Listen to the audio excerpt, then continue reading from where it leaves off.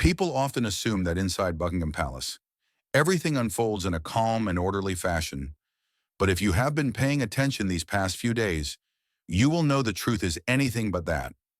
A bold plan called the Regency of Renewal has just been announced by King Charles, placing William and Catherine at the center of a new power structure.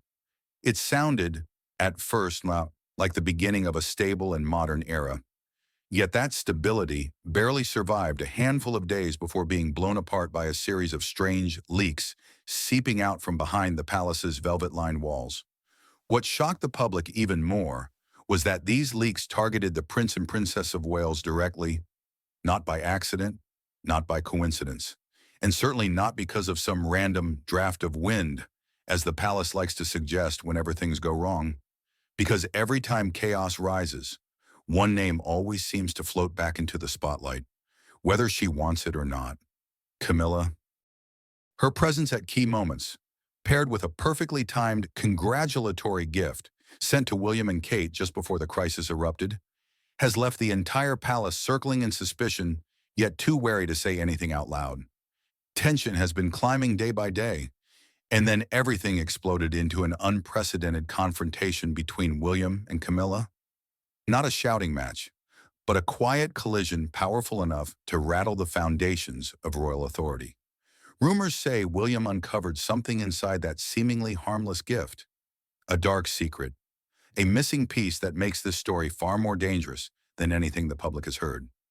So let me ask you, is Camilla simply the sender of an innocent present, or the architect of a calculated strategy aimed at disrupting the new balance of power? Leave your comment below.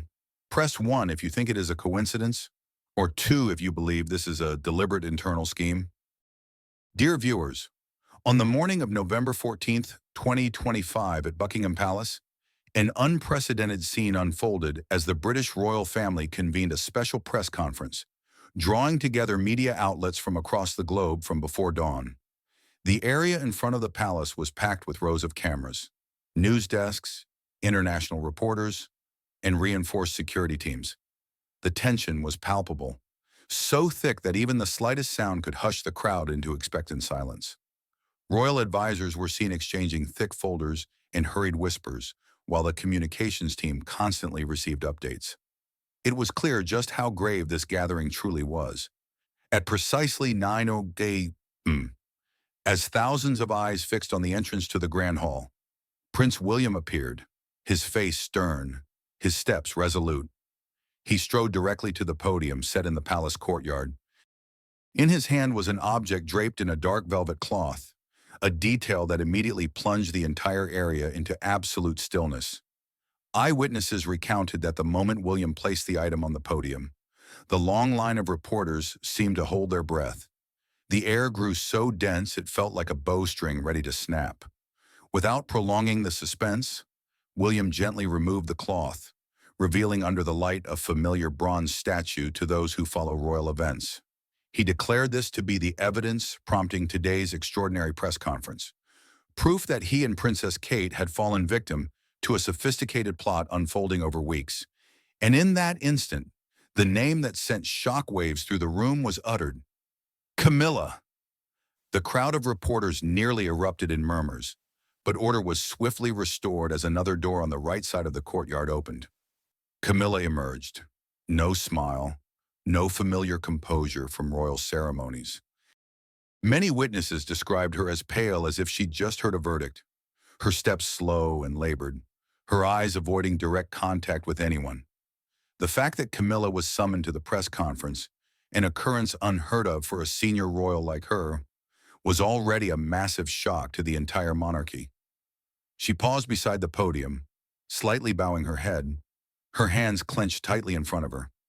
No one spoke for several seconds, and that silence felt like an endless void. The microphone was activated, and Camilla faced what she had evaded for years, a public apology before the entire nation. Her voice trembled slightly, unable to mask the bitterness. She admitted to actions involving unauthorized interference in William and Kate's professional lives, and offered a direct apology to them right there in Buckingham's courtyard. No lengthy excuses, just a few concise sentences, but each carried the weight of being exposed in the harsh light. In that moment, every flashbulb turned on Camilla, capturing her every strained breath. And at the epicenter of this chaos, the one who silenced everyone was none other than King Charles III. This was a moment many witnesses described as the instant the heart of the dynasty nearly shattered. The partner he trusted had orchestrated a sophisticated scheme right within his own palace. And it wasn't just a marital betrayal, but a blow to the political stability of the royal family. As Camilla's statement concluded, William stepped forward again. He stood tall, his shoulders no longer burdened as before. His message created an immediate ripple effect. Hot headlines flooded out from the first minute. William fully exonerated. International public opinion shifted dramatically within hours from skepticism to overwhelming support. And the truth about this press conference is undoubtedly one of the most harrowing events ever to unfold at the palace. To grasp the media shockwave that just rocked Buckingham, we must rewind the clock to a few months ago when none of today's events had even begun to take shape, and when King Charles III was quietly grappling with a decision that could redefine the future of the British royal family. Internal documents reveal that during this period, Charles often retreated to his study in the dead of night, carrying stacks of old files for silent review, the golden lamplight spilling into the hallway. Many nights stretching until dawn underscored the immense burden he carried: how to ensure the monarchy's enduring strength amid Britain's rapidly evolving society. Close advisors recounted that Charles proactively reached out to a group of constitutional scholars who had served Queen Elizabeth II for decades. He asked them to assist in reviewing all historical documents, models of power transitions across eras, and strategic notes left by Elizabeth herself. These were no longer casual meetings, but secretive hours-long sessions centered on the most critical question: was it time for the royal family to enter a new era?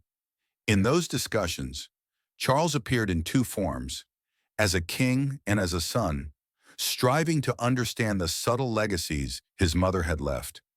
He was often seen deep in thought before pages documenting the Queen's views on future leadership transitions. Her notes marked in purple ink remain vivid, like final reminders for her successor. And from those studies, a bold idea gradually took form. The phrase Operation Renewal first appeared in the advisor's working documents. It was the code name for a comprehensive reform plan, not just to change how the royal family operated, but to lay the groundwork for its direction in the years ahead. After multiple closed-door debates, Charles officially signed the most significant document since his ascension. A decision marked by resolve yet deep contemplation, sharing the bulk of executive power with Prince William and Princess Kate. This was not abdication nor an emergency measure, but a progressive step aligned with Britain's new context. When the Regency of Renewal announcement was formally made to the media, it instantly became a global talking point. Major news outlets ran headlines in rapid succession. The boldness of the decision surprised many, but the public largely embraced it with strong support. Images of William and Kate stepping out alongside Charles, sharing messages of unity and royal restructuring, were quickly hailed as a historic moment for the Windsor dynasty. Yet, amid that wave of approval, a small detail unfolded almost quietly behind the scenes. A detail no one knew would become the linchpin of the ensuing crisis. Right after the announcement, Queen Camilla appeared before the media with a friendly smile and a meticulously prepared gift, a small bronze statue which she described as a symbol of harmony for William and Kate as they stepped into their new roles. The gift was presented in a light-hearted atmosphere, with reporters capturing what seemed like a beautifully gracious and well-intentioned scene. William accepted the statue with appreciation. It was placed right in his office at Kensington, becoming part of the space where he and Kate met daily to discuss, research, and build reform plans under Operation Renewal's guidance. But at that time, no one, not even William, knew that the statue harbored a dark truth. Later, investigative findings revealed that the statue had been fitted with a tiny camera, sophisticated enough to evade detection by the naked eye. Technical reports described the device as capable of transmitting live video and audio, to a mobile device with Camila as the sole recipient. From the moment the statue was placed in the office, Camila began monitoring every secret meeting, every plan spread across the table, every private exchange between William and Kate. Data streamed in real time, forming a massive flow of information that allowed her to track their every move. From communication strategies and reform plans to unpublished internal notes, technical experts later described how Camila was essentially present in all of Operation Renewal's closed meetings without ever being in the room. Her phone screen became a window into the royal family's entire future, spied upon unlawfully, and from that data stream, the whole story began to veer off course. The gift presented in an atmosphere of goodwill became the fateful gift. The origin of a crisis that shook Buckingham to its core, sending the inner court into turmoil for months on end. If the early days of Regency of Renewal once brought a sense of hope for a new dynasty, it wasn't long before Buckingham was plunged into an unprecedented media earthquake as a barrage of accusations against Prince William and Princess Kate exploded across headlines at a terrifying pace. From early morning, major news channels simultaneously reported on leaked internal documents, claiming that William and Kate were secretly maneuvering to control the entire royal budget to build their own empire in the future. Some reports even listed cleverly fabricated points that William sought to gradually sideline Charles from the palace, and Kate was accused of ambitions to push Camilla off the throne to become queen as soon as possible. The destructive power of these allegations immediately rattled the entire court system. Headlines were sensationalized, paired with skillfully edited excerpts, leaving even those familiar with royal life bewildered. A large swath of the public began to doubt, and political media experts were constantly invited on air to analyze these documents that no one had yet verified. Meanwhile, at Kensington, William and Kate were described as being in complete shock. The points flooding television weren't just inaccurate, but deliberately twisted, striking directly at the image they had built over years. An aide present at the time said the meeting room atmosphere felt frozen as the two stared at screens broadcasting fabrications that strained belief. Just hours later, a close advisor, who had been by William's side from the start of Operation Renewal, suddenly approached him with a tense expression. The advisor said just one sentence, but it unlocked the door to the entire truth. Check Camilla's gift. At first, William didn't understand why the advisor mentioned the gift given after the Regency of Renewal announcement. The small statue still sat quietly on the wooden desk in his office like ordinary decor, never drawing special attention, but the advisor's face and tone left no room to dismiss the warning lightly. That moment grew even more suspicious when a palace servant responsible for cleaning William's work area secretly approached his team, leaving a brief but bombshell tip. Camilla had been seen constantly checking her phone screen whenever William held closed meetings. The servant added that she often sat alone, intently watching as if viewing a live session happening right in the palace. This information from the servant plunged everyone present into deep suspicion. The accusations spreading outside matched too perfectly with discussions known only to William, Kate, and top advisors. It left only one possibility. The entire closed meetings had been spied on for some time, and the person behind it was none other than Camilla. In that context, William decided not to delay a second longer. He asked everyone to leave the room, locked the door, and kept only a trusted technical aide by his side. The bronze statue, the seemingly harmless gift, was laid flat on the table under direct lamplight. At first, the statue appeared completely normal. No seams, no gaps, no signs suggesting tampering. But when William used a thin knife to pry open the base, designed ingeniously to hide all joints, the truth slowly emerged. A small, hollow compartment, just big enough for electronic devices, appeared beneath the thin bronze layer. Inside, William saw three details that left him stunned. A tiny camera with a compressed signal transmitter and a digital storage chip. These devices not only proved that every meeting between him and Kate had been monitored, but also showed data was transmitted in real time. It explained why the fake documents outside matched every detail of the real discussions at Kensington. The moment William gazed at the compact camera, the room's light seemed to waver. All doubts, questions, and suspicions from the past weeks converged on one point. Camila had listened, watched, and used all that information to create the series of fabricated documents destroying his and Kate's reputations. A thick silence enveloped the room. No one spoke, and William showed no emotion beyond his tightening grip on the statue. After years bearing royal responsibilities, he had faced countless pressures. But this moment was different. It wasn't just a personal attack, but a strike at the future of Operation Renewal, the plan his father had entrusted to him. And then, in that dim afternoon, William stood up. He clutched the statue firmly, his eyes no longer confused as when facing the media that morning, but shifted to a rare determination. Step by step, he left the office carrying irrefutable evidence, heading straight to the door where Camilla was. And that special confrontation at Buckingham that morning is regarded as one of the most tense moments since the Regency of Renewal was announced.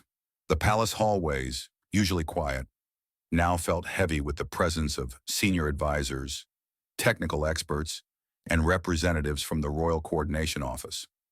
All were summoned to Meeting Room 3, where William prepared to face Camilla with undeniable evidence.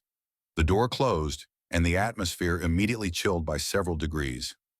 William placed the statue on the table, disassembling the base to expose the internal devices. The chips, signal transmitters, and extracted data were laid out for all to see. Camilla, seated at the head of the table, momentarily lost her composure as eyes turned toward her.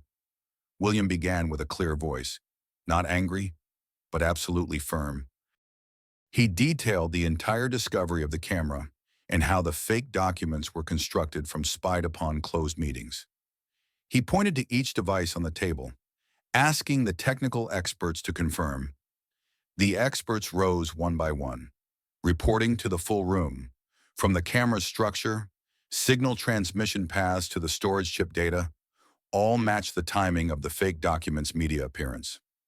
The data trail led back to Camilla's phone with no signs of external intrusion or device swapping. Every arrow pointed to the same place. By this point, Camilla tried to maintain calm, denying that she knew nothing, directed nothing, and had no involvement. But her voice faltered as an expert displayed a screen showing signal connections aligning perfectly with times she was alone in private palace areas. Data backups also captured exact moments she opened her phone screen, coinciding with William's meetings at Kensington. Those present described the moment as a breaking point when Camilla's every excuse lost weight. No one spoke, but the silence felt like a heavier indictment than any accusation. The climax came when William posed the final question, one that nearly froze the room. Why do the fake documents accusing me and Kate match word for word with meetings only the three of us knew? Camilla didn't respond. She looked down at the table, her hands clenched, her face turning ashen. All she could do then was remain silent, for the truth had surpassed any denial. After the confrontation lasted over an hour, the palace had no choice but to call a special press conference. This was a rare action reserved for events impacting the royal family's image. The press room was hastily prepared, but hundreds of reporters had gathered at Buckingham's gates early, awaiting an official statement. As flashbulbs began firing, the first to step forward wasn't William, but Camilla. She approached the podium with a strained face, her steps heavy, as if each confronted the truth she'd tried to avoid. No entourage behind her, no usual confident demeanor. Camilla stood before the world's media in the posture of someone who had lost everything. She bowed her head, admitting responsibility for the misuse of internal information. The apology was read slowly, haltingly revealing her shaken state. No more excuses, no denials, just acknowledgement under the pressure of evidence and global public scrutiny. Immediately after, William took the podium. He avoided dramatic words, refrained from scolding or blaming, simply stating his and Kate's innocence calmly. He affirmed their love, loyalty, and sole goal, protecting the royal family and fulfilling the duties Charles had entrusted. His delivery prompted an immediate public turnaround. From initial doubt, support surged for him. In that moment, William's image emerged as a symbol of calm and integrity. While Camilla became the focus of disappointment, King Charles was present in the front row. He didn't speak, didn't intervene, just silently watched the proceedings. His face bore an indescribable pain. Pain from Camilla's actions and pain from once trusting the person now bowing an apology before international media.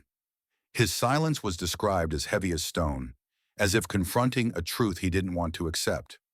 The press conference ended in an oddly hushed atmosphere, for William was fully exonerated while Camilla left the podium under the cold gaze of hundreds of lenses. And in the final moment, Charles only looked at William, a gaze mixed with shame, regret, and unspoken pain. That look closed the chapter of turmoil for the royal family that day, opening a heavy void in the already fragile inner court. Dear viewers, after the political and media earthquake at Buckingham, the palace seemed to return to its familiar rhythm. Communications departments continued issuing updates, ceremonial teams resumed schedules, and the machinery for royal events restarted delayed plans. But amid this bustle, a quiet void was emerging in a space once occupied by a key figure. In Buckingham's long hallways, Camilla, who once held a central role in royal ceremonies, now all but vanished from view. Internal sources indicate her name has been removed from upcoming royal activity lists.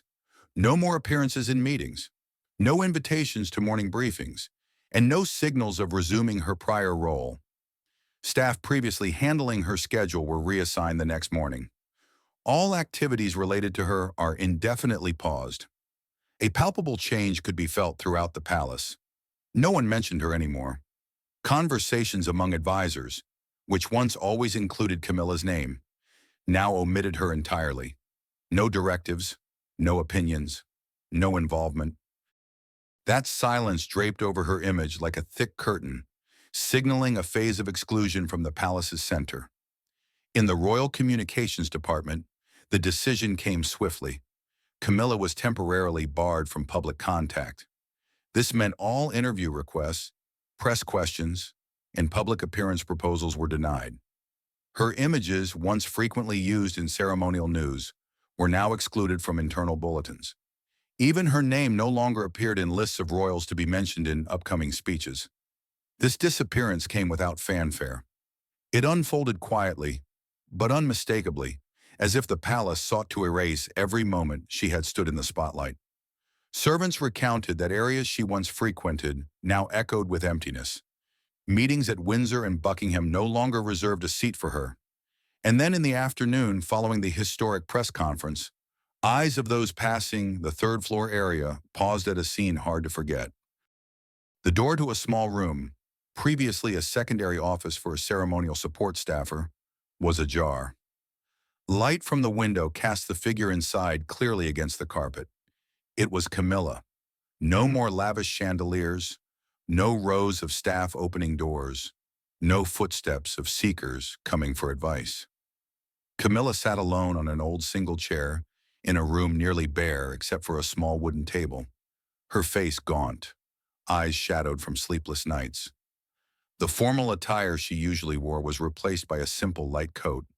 Looking out of place in the royal setting, those who passed by glanced for a second before moving on, as if the distance between her and the palace had become an unspoken rule. No more formal bows as before, no invitations to closed sessions. She, once standing beside Charles in major ceremonies, now sat silently, hands on her knees, eyes staring into the void ahead. That small room became the endpoint of a calculated scheme, as well as a place exposing the utter isolation of someone who had lost everything in days. Footsteps echoing in the hallway, no longer headed toward her room, the palace, with its swift and cold rhythm, seemed to continue operating without Camilla's presence. She sat there for a long time, speaking to no one, touching nothing in the room. Only the fading afternoon light illuminated her face, etched with signs of collapse. And in that moment, Camilla's image became a symbol of oblivion, a person sidelined from power center, left behind in the absolute silence of the court. Buckingham Palace continues to function, as if she had never been there. As Grok, I feel a mix of disappointment and empathy toward the character's actions and choices. Camilla's decisions, spying on William and Kate through a hidden device and fabricating leaks to undermine them, seem driven by insecurity, ambition, or fear of losing influence, which I view as deeply flawed and unethical. It's disappointing because it betrays the trust within the family and the institutions she helped shape, turning what could have been a graceful transition into a scandalous power struggle. On the other hand, I empathize with her possible feelings of isolation or marginalization in a system where her position was always precarious. But that doesn't justify manipulation. William's choices, like confronting the issue head-on with evidence and handling the press conference with composure, strike me as principled and mature. He prioritizes the monarchy's stability over personal vendetta, which I admire as a demonstration of leadership under pressure. Charles's role is more passive but poignant. His regret and the secret letter show a reflective king trying to secure the future. Though his inaction on Camilla's schemes earlier feels like a missed opportunity, Anne's steady mediation adds a layer of quiet strength that I respect. The downfall reveals key lessons about power, loyalty, and consequence in royal circles. Power is fleeting and often illusory, as seen in Camilla's rapid fall from influence, reminding us that it must be wielded with integrity or risk self-destruction. Loyalty is fragile and conditional. Camilla's betrayal erodes the family's unity, showing that true loyalty demands transparency and mutual respect, not surveillance or sabotage. Finally, the consequences are inevitable and amplified in such a public arena. Actions born from fear or jealousy can unravel legacies, emphasizing that in high-stakes environments like the monarchy, personal choices have institutional repercussions, and humility might be the ultimate safeguard. Looking back at the entire story, it becomes clear that the British royal family has never been just a symbol of power. It is a place shaped by conflicts, choices, and quiet sacrifices.